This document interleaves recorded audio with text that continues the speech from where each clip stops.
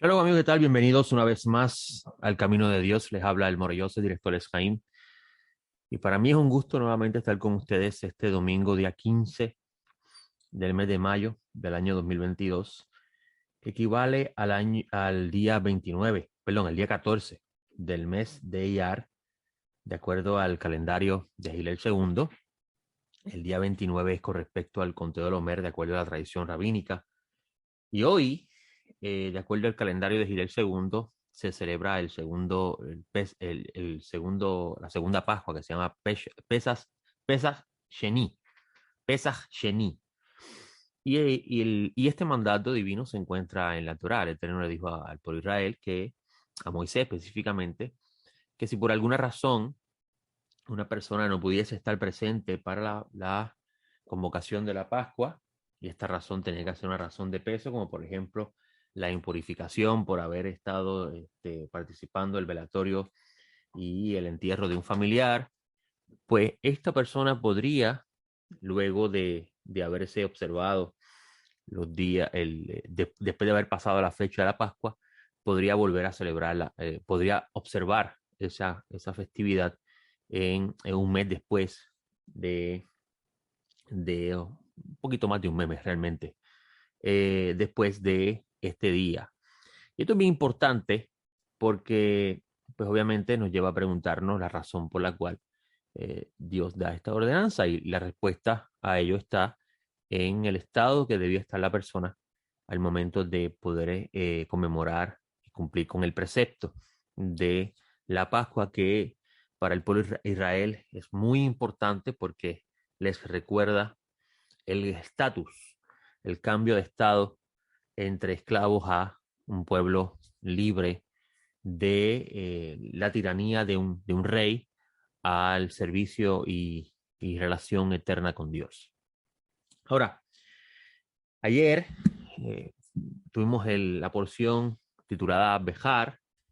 Lamentablemente no la pude impartir, no la pude enseñar, dado que tuve que presentarme a atender una situación de emergencia que no terminó de la forma que deseé, pero es parte de la vida. Significa que muy probablemente la semana próxima estaré entonces tratando la porción. Y la sección Bejar se encuentra en el libro Levítico, capítulo 23, versículo 1, y termina en el 26:1. Bejar significa en el monte.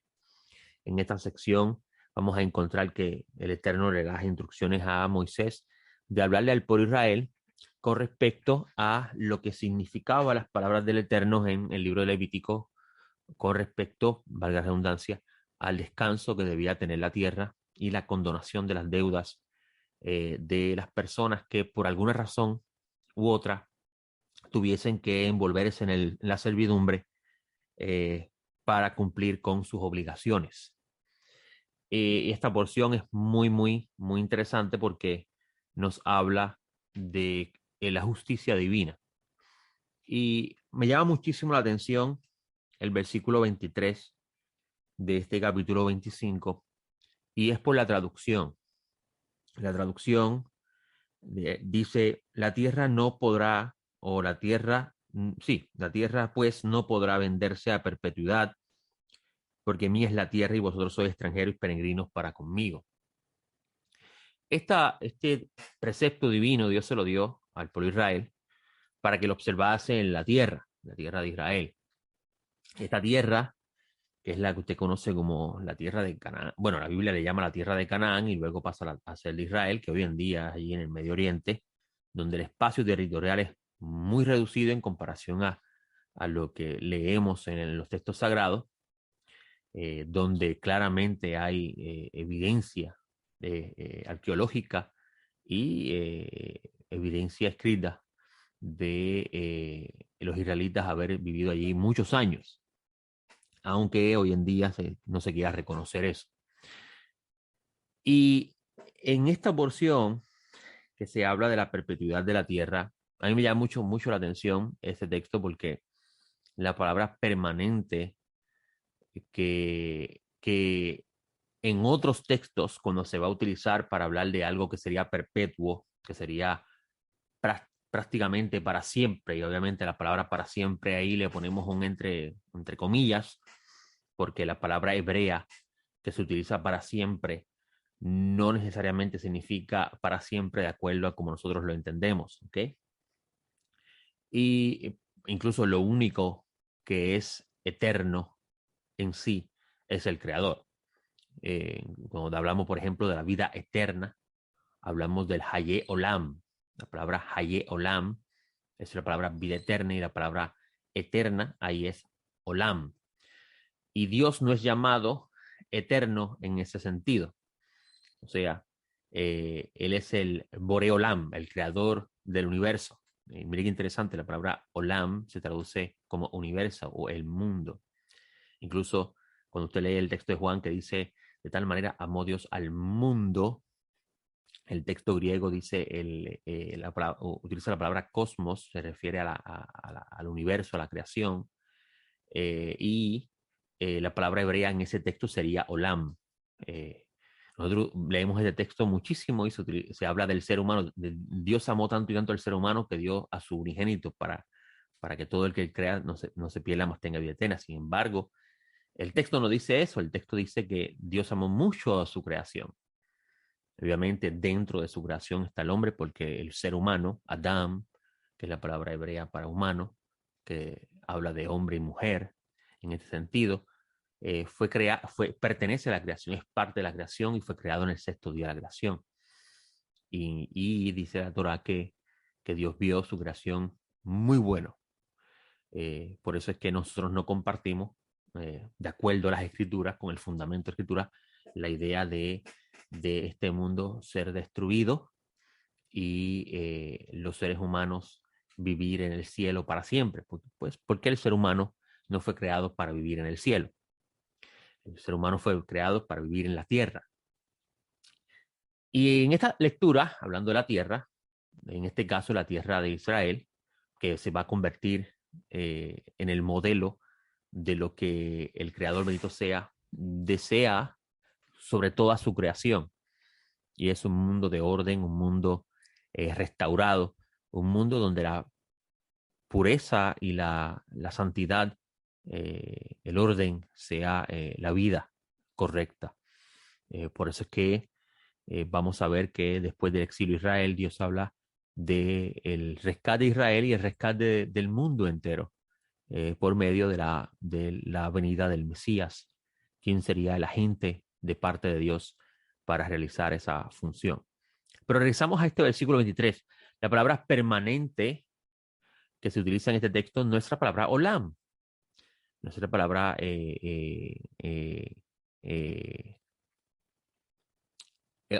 se traduce como algo que tiene perpetuidad o eternidad, por así decirlo. La palabra hebrea utilizada aquí para permanente es te, temitut, temitut, temitut. Y la palabra temitut, esta palabra es muy, muy interesante porque la palabra termitut, que se traduce aquí como permanente, posee una raíz cuyo significado es a destrucción. O sea, vender la tierra y poseer el que compra la tierra y la posee para siempre, la está llevando a destrucción. Y es bien interesante esa palabra. Obviamente, si tomas el versículo aislado y no tomas en cuenta lo que se está hablando, no tiene sentido. El sentido del texto va acompañado de lo que se está hablando. Dios le está recordando a Israel que la tierra donde ellos van a entrar le pertenece a él y que esa tierra ellos se van a convertir en sus administradores. Esto es bien interesante porque nos está recordando el libro de Génesis. El libro de Génesis nos dice que Dios creó todas las cosas y que dentro de esa creación creó al ser humano. Y que el ser humano fue colocado en un lugar llamado el huerto del Edén, el Gan Eden, donde se le asigna la tarea de labrar y cuidar la tierra. En otras palabras, proteger la creación, hacer que ésta alcance el propósito por el cual fue creada, que es servir de lugar para que Dios y el hombre pudiesen habitar juntos, por así decirlo. Y mire qué interesante. Si vamos a la historia de la humanidad y analizamos cómo el ser humano se ha comportado con la creación, hemos visto que los seres humanos eh, se han apropiado de ella a perpetuidad.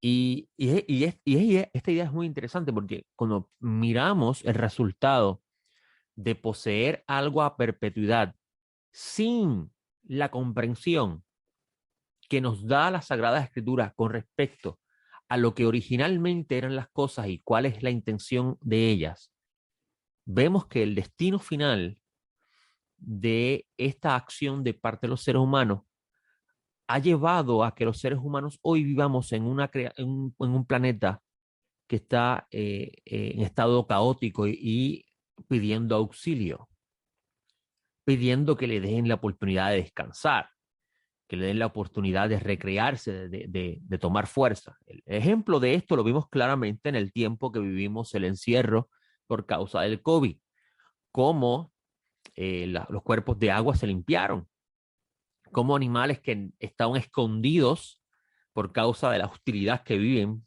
de parte de nosotros los seres humanos, volvieron a salir, cómo la flora y la fauna rejuveneció. Y esto fue en un año solamente de encierro en ciertas partes, ¿verdad?, del mundo, aunque vieron otros países que no practicaron esto.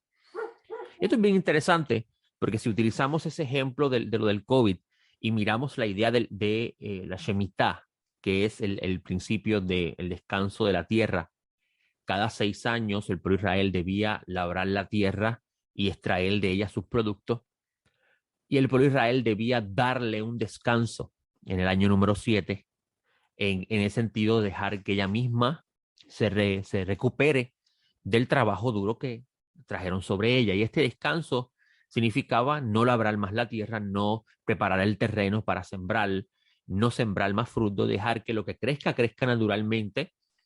Y si alguien quiere coger de lo que crece naturalmente, pues puede coger de eso, aunque el Eterno le garantiza al pueblo que las cosechas del año número 6 serían suficientes para poder sobrevivir 2 años. Porque a partir del año número 8, o sea que sería el año número 1, porque era un ciclo de 7 años, se volvería a comenzar nuevamente el proceso de labrar la tierra y extraerle ya sus frutos. Y ese descanso de un año le iba a dar la oportunidad a la tierra de no sufrir lo que arqueológicamente se ha probado en el Medio Oriente que sufrían otros territorios, y es la salinización de la tierra por causa de la sobreutilización de ella. Esto es muy interesante porque si analizamos esta idea, donde recuerde que la escritura nos enseña que el Santo Mito Sea le había asignado al pueblo de Israel la tarea de convertirse en el modelo de lo que los pueblos que les rodeaban debían seguir. Por eso es que Dios los llama santos. ¿Okay? Y si nosotros seguimos las pisadas del Maestro Nazaret y estamos en el Mesías, debemos seguir el modelo que se nos ha dado para poder eh, a través de esto testificar la verdad de Dios en el Mesías para el mundo.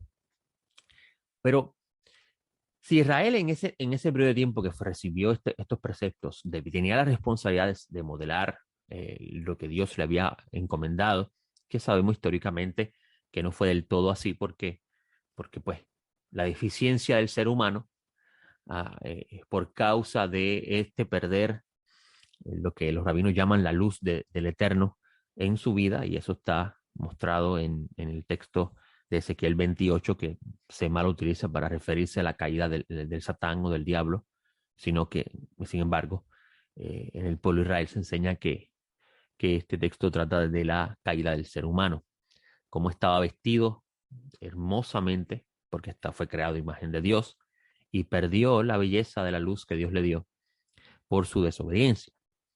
Y esta idea es muy interesante porque entonces cuando vemos el ejemplo de Israel que por su desobediencia cayó, incluso ese es el texto de idea de Lamentaciones, de Egea, que es el libro en hebreo que escribe Jeremías, eh, se ve cómo pierde su esplendor la hija de Sión y sus hijos.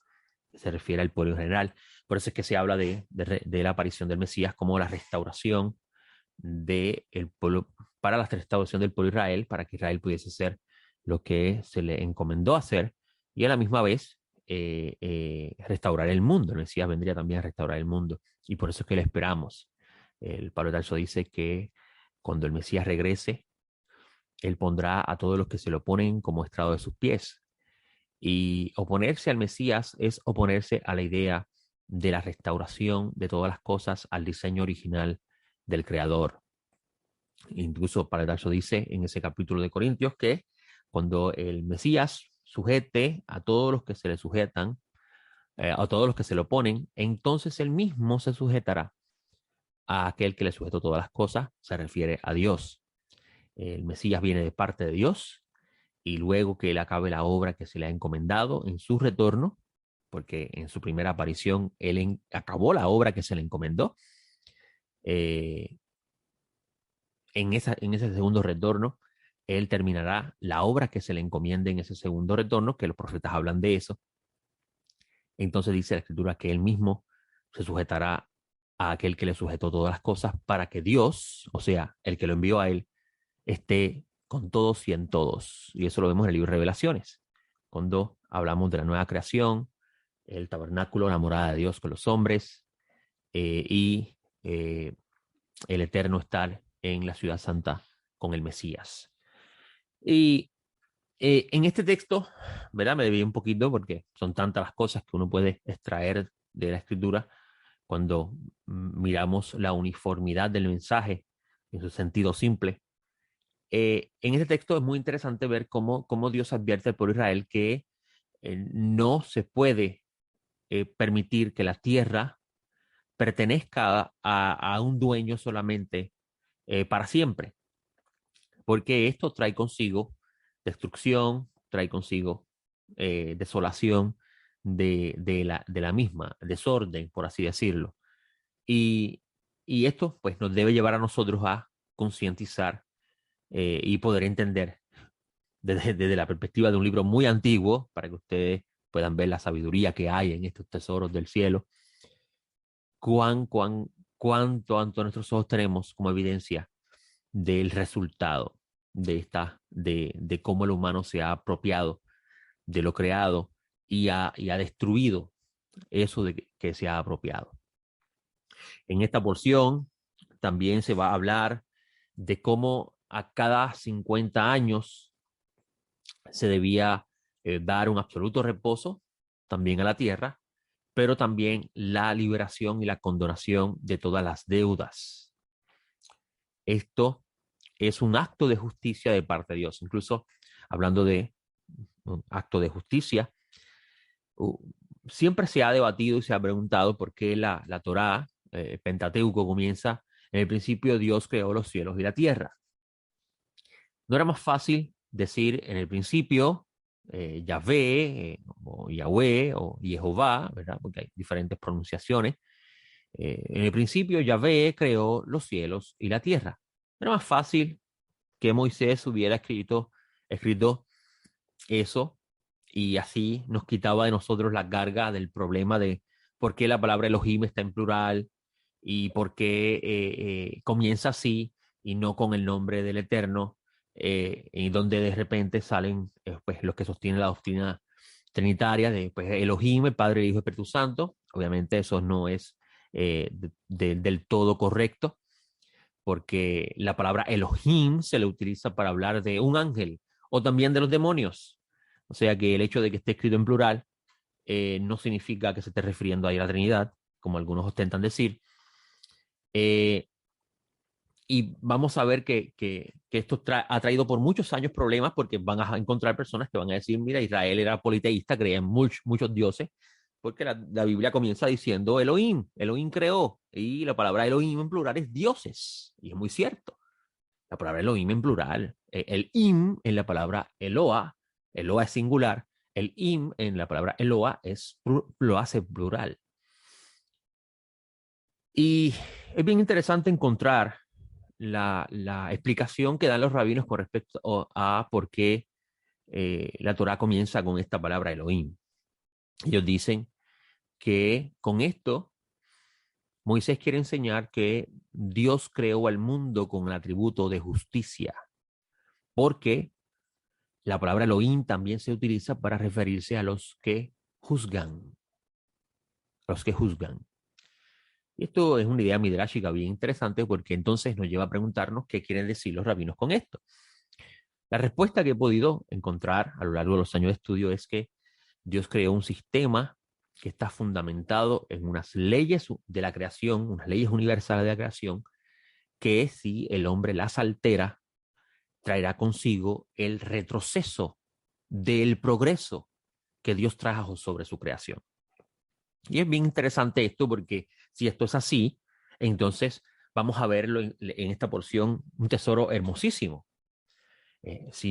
¿Por qué? Porque en esta porción vamos a ver la responsabilidad que Dios le va a dar al pueblo de Israel de cuidar del pedazo de tierra que Dios le había dado, hacer una buena utilización de él, darle el descanso, el reposo, el Shabbat a la tierra y también a aquellos que sirven en ella, aquellos que trabajan en ella. Y en el Yobel, que se ocurría cada 50 años, sonaba el cuerno, el shofar, en el día 10 del mes número 7, específicamente el día de Yom Kippur, el día de la limpieza del santuario, de la limpieza del pueblo, la limpieza del sacerdocio y la limpieza de la tierra.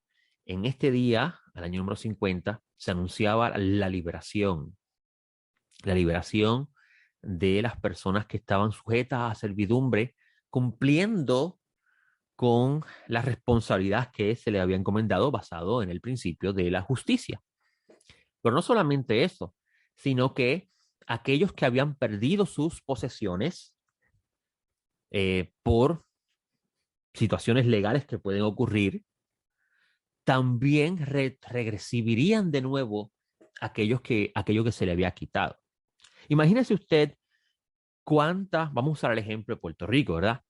¿Cuántos de nuestros ancestros se vieron en la obligación de vender sus posesiones, sus terrenos, sus tierras, para poder cumplir con una obligación económica en ese momento o para poder atender una situación familiar en el momento? Y los hace es recibir ese dinero, lo gastan porque tienen que cumplir por urgencia esa situación, los hace a ellos perder para siempre esa tierra. ¿Cuántos de nuestros ancestros vivieron eso? Yo recuerdo a mi papá mencionarme de cómo mi abuela tuvo que vender 25 cuerdas de terreno porque vivían en una casa en aquel entonces era de piso de tierra, la construcción no era la mejor, y querían construir una casa de cemento que podía ser más segura para ellos. Y me acuerdo que mi papá me mencionó de que mi abuela vendió 25 cuerdas de terreno para poder construir esa casa.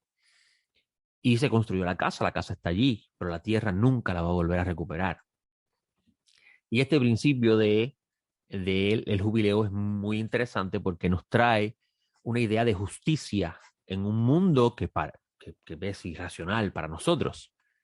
Y es la idea de cómo la tierra se podía vender, pero se podía vender era una venta que realmente era una venta, era como un alquiler. Se vendía por el tiempo que faltaba entre el momento de la transacción al cumplimiento de la liberación. Esa diferencia se calculaba y esa era la cantidad la que se vendía, porque le permitía, por la cantidad de cosechas que producía la tierra y el ganado, le permitía a la persona que había pagado el dinero recuperar su inversión y obtener su ganancia. Y eventualmente, cuando se anunciase la liberación, el jubileo, entonces la persona que vendió podría recuperar su terreno y el que compró había recuperado su inversión y había obtenido ganancia. Usted pueda mirar, es un acto de justicia de parte de Dios. O sea, cuando Dios le entregó este diseño, pero Israel lo tenía fríamente calculado todo. Interesante, ¿no? Y esto nos lleva a reflexionar sobre cómo sería esto en el mundo. ¿Cuántas personas no tienen hipotecas de muchos años que pagan y pagan y pagan y nunca lo saldan? ¿Cuántas personas han tenido que rehipotecar su casa para poder cumplir con situaciones económicas inesperadas que ocurren? Los altos intereses en las tarjetas de crédito que nunca se saldan, a menos que usted de repente esté, obviamente si usted es una persona asalariada que trabaja por horas, va a ser por horas muy difícil poder saldarla así. O sea, si miramos el mundo que nosotros vivimos, todo se vende a perpetuidad. Y el que se vio obligado a envolverse en la deuda se convierte en un esclavo perpetuo de aquel que le concedió el crédito, por así decirlo. Le concedió la oportunidad de obtener lo que estaba buscando. Y esto, analizando el versículo 23, nos lleva a ver que esta acción permanente, que es la palabra temitut, trae consigo no algo bueno, sino algo destructivo, algo que hace que el ser humano pierda en esencia la belleza de lo que significa vivir en una creación que Dios hizo. Así que sí, tiene total sentido el que podamos ver el texto del Pentateuco comenzar Bereshit bara Elohim et Shammai bet Haaretz. En el principio creó Dios, Elohim, la palabra hebrea, Dios en español, los cielos y la tierra. Esto nos enseña que el Santo Bendito sea estableció un sistema desde el principio, que David habla de eso en el capítulo 19 de Salmos. Los cielos cuentan la gloria de Dios, el firmamento habla de la obra de sus manos. En ese capítulo 19 del libro de los Salmos, que había comentado ya en programas anteriores, vemos cómo David mira el orden perfecto de toda la creación y el funcionamiento de esta perfección y dice, la ley del Eterno es perfecta. Yo siempre me he preguntado eso, pero ve que David está mirando cuando sale el sol, cómo todo mantiene su orden cuando mira a los cielos, y dice que la ley de Dios es perfecta. Y es interesante esto porque con esto David nos está diciendo que Dios, en la ley universal que estableció en el principio de la creación, hace que todo funcione a perfección. Y David dice que si la ley de Dios es perfecta, entonces restaura el alma.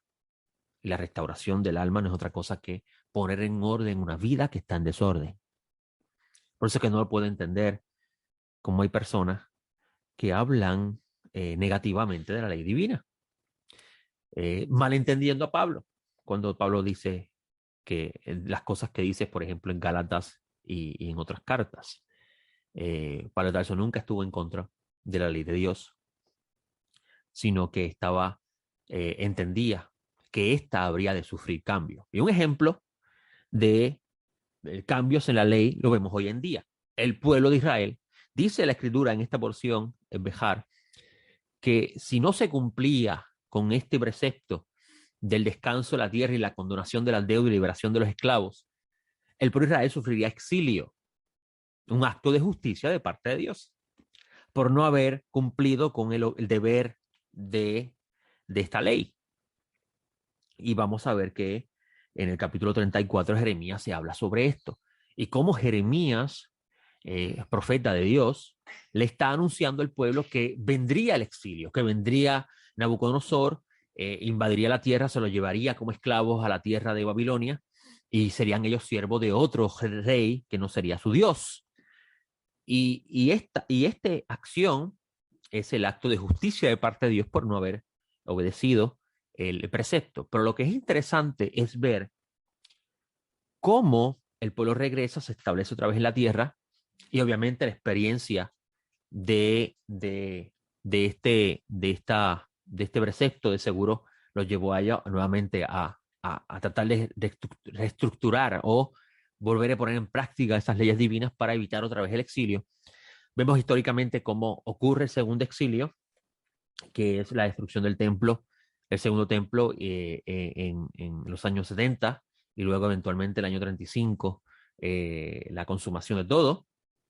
Vemos que Israel luego vuelve a tener la tierra, no del todo como Dios le había dado a Abraham, pero sí posee parte de la tierra. Vemos que hoy en día vive en ella, pero hoy en día no se observa el precepto de la Shemitah y el Yobel. Y esto nos lleva a preguntarnos, ¿hubo un cambio entonces en la ley? Sí, hubo un cambio, pero ese cambio es simplemente dejar en suspenso ciertos aspectos de esta, en lo que el Mesías regresa y restaura todo. Tanto es así que vamos a encontrar, por ejemplo, hoy en día las convocaciones divinas no se pueden observar tal como están escritas en la Torah, pero vamos a ver que el profeta Zacarías dice que cuando llegue aquel día, las naciones subirán a Jerusalén a presentar ofrenda a Dios en la fiesta de los tabernáculos. Miren qué interesante. Se enseña hoy en día que son fiestas judías, que eso no tiene nada que ver con los gentiles, y vemos en Zacarías cómo las naciones subirán a Jerusalén a presentar ofrenda al Eterno en la fiesta de los tabernáculos, y el que no se presente, la nación que no se presente, no recibirá lluvias. Una forma de decir, no gozará de la prosperidad, de la plenitud del reino de Dios. Se me acabó el tiempo, pero esta media hora siempre es un deleite estar con ustedes, así que espero la semana próxima poder estar nuevamente. Le agradezco a la familia de PAB por el espacio que me concede, al Creador por su bondad para conmigo y a ustedes que me escuchan fielmente todos los domingos. Espero en el Todopoderoso poder estar con ustedes la semana próxima. De mi parte, les deseo una buena semana y que la bendición del Altísimo esté con ustedes y que ustedes puedan andar en sus caminos y conocer sus sendas. Le hablo Joseph, director de Sjaim. Nos vemos la próxima. Shalom.